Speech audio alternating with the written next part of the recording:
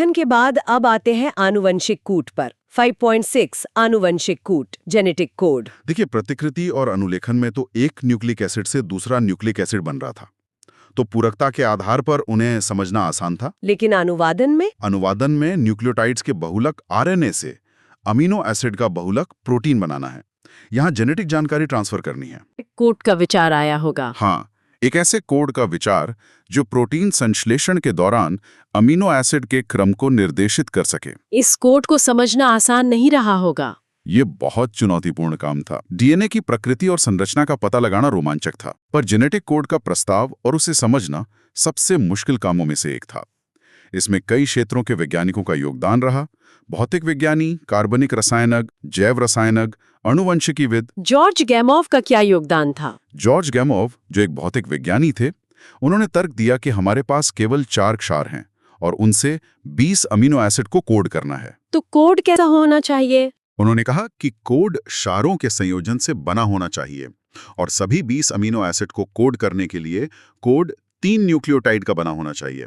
3 nucleotide का मतलब triplet. हाँ, ये बहुत ही साहसिक प्रस्ताव था, क्योंकि 4 का क्यूब 64 संयोजन बनाता है। 64 कोडॉन, जबकि अमीनो एसिड तो सिर्फ 20 है। हाँ, जरूरत से कहीं ज्यादा कोडॉन। ये साबित करना कि कोडॉन ट्रिपलेट ही है मुश्किल रहा होगा। बहुत मुश्किल।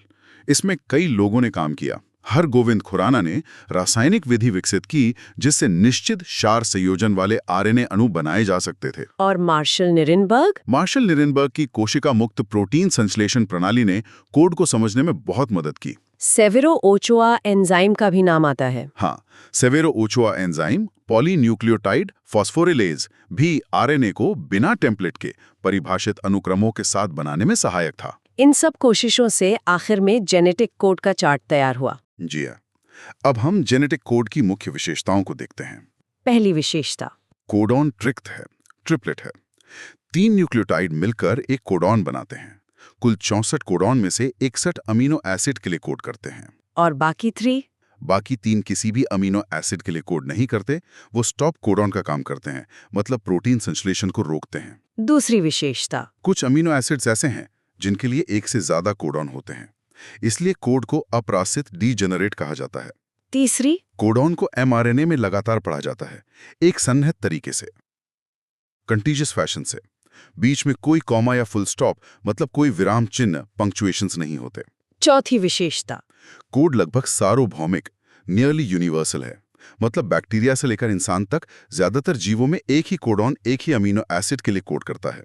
जैसे UUU हमेशा फिनिल एलेनिन PH के लिए कोड करेगा। क्या इसमें कोई अपवाद है? हाँ, कुछ अपवाद हैं, खासकर माइटोकॉन्ड्रियल कोडॉन में और कुछ प्रोटोजोआ में पाए गए हैं।